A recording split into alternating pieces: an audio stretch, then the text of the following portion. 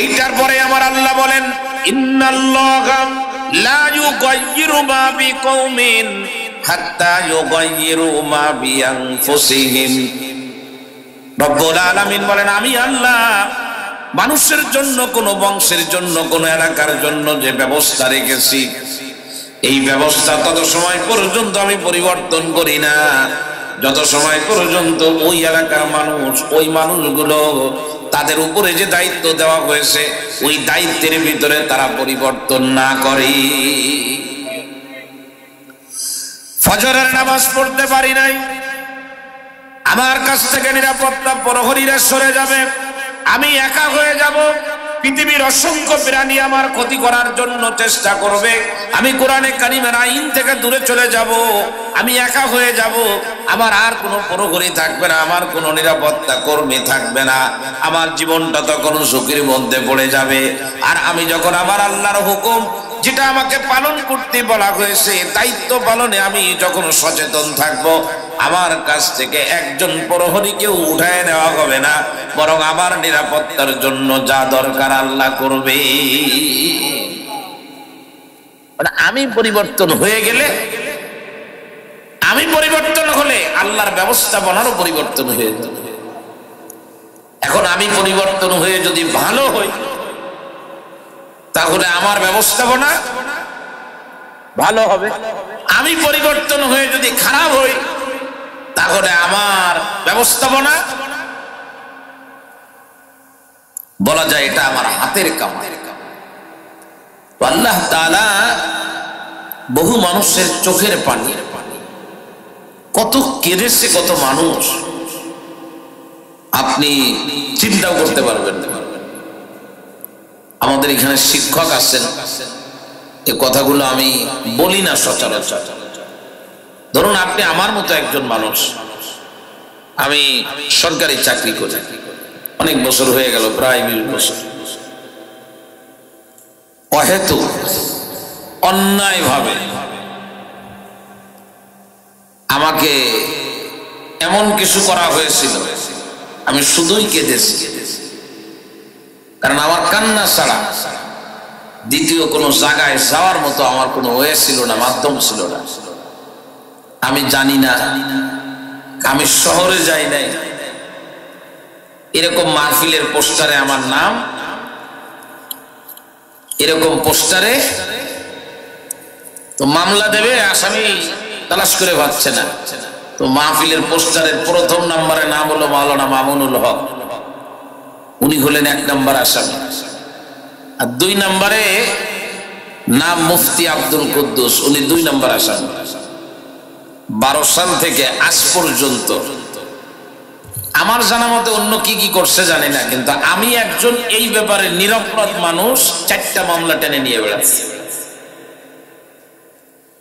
এই মামলার কারণে আমার চোখ দিয়ে যে পানি বের হয়েছে, পৃথিবীর কারোর ক্ষমতা আছে নাকি সেই পানি আবার আমার ভিতরে ফিরায় দেবে? মানুষ কিন্তু অধঃপতনের মুখোমুখি হয় অন্যের চোখের পানির কারণে। নিরপরাধ মানুষকে কাঁদাইতে নাই, যে কোনো অপরাধ করে নাই, নিরপরাধ মানুষের গায়ে আমি যখন হাত দেই, ও হাত ওই মানুষের গায়ে পড়লে ওই মানুষ যতটুকু ব্যথা পায় তার থেকে লক্ষ কোটি গুণ বেশি আমার আল্লাহ পাক বেশি ব্যথা পায়। বুঝাইতে পারি নাই মনে হয় কথা। চুরি করছি, ধরা পড়ছি, জেলখানায় গেছি, এটা কোনো ব্যাপার না। রাজনীতি করি, 2 নম্বরই করছি, ধরে নিয়ে জেলখানায় ঢুকায় রাখছে, 10 বছর জেল খাটলে কোনো ব্যাপার না ওটা। আমার বাড়ি যশোরের কেশবপুর থানায়, আমার গ্রামে এক লোক আছে, সে জেলখানায় গেলে খুশি হয়, সে বলে এটা কোনো ব্যাপারই না, জেলখানা কোনো ব্যাপার নাকি, এটা বাজার করা লাগে না, কিছু করা লাগে না, খেতা বালিশ কিনা লাগে না, 3 বেলা খাবার দেয়, খাই দেয়, জেলখানার মধ্যে বসে থাকে। নিরপরাধ মানুষ যখন কাঁদে, সে একা হতে পারে, কিন্তু তার চোখের পানি লক্ষ কোটি গুণ জালেম আর অত্যাচারী ওই পানিতে ভেসে যাবে, কেউ ঠেকাইতে পারবে না। এটাই বাস্তবতা। হাজার হাজার মানুষ কেঁদেছে, অনেক মানুষ এরকম বয়ান করতেছে, সামনে থেকে মাইক কেড়ে নিয়ে গেছে। বেচারা যে বয়ান করবে লজ্জা পেয়ে স্টেজ থেকে কাঁদতে কাঁদতে নেমে গেছে। এখন এই যে পরিস্থিতি আল্লাহ তাআলা আমাদেরকে দান করেছেন, আমরা চাই কিনা যে এই পরিস্থিতি, এই অবস্থা আমার আল্লাহ তাআলা আমাদের জন্য ভালো অবস্থাকে আমার আল্লাহ তাআলা আমাদের জন্য লম্বা করে দিক, আমরা যেন আর কোনোদিন মজলুম না হই, কোন জালেম যেন আমাদের উপরে চেপে না বসে, এটা আমরা চাই না। কে কে চান হাত উঁচু করে?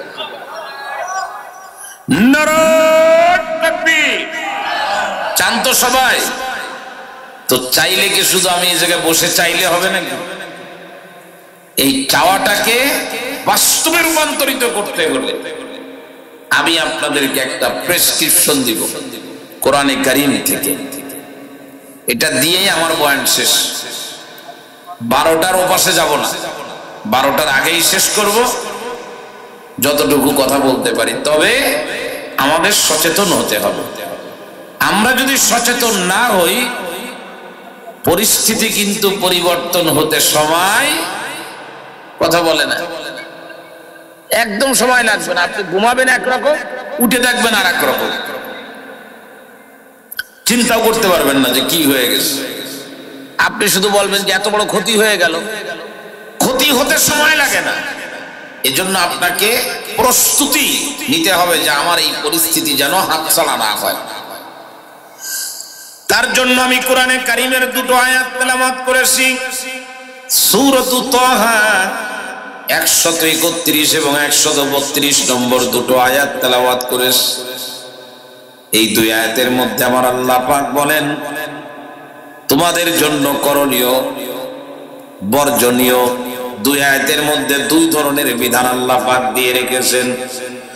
প্রথমে বর্জনীয় যেটা, আমার আল্লাহ পাক বলেন, ওয়ালা তামুদ্দান্না আইনাইকা ইলা মা মাত্তা'না বিহি আজওয়াজাম মিনহুম যাহরাতাল হায়াতিদ দুনিয়া।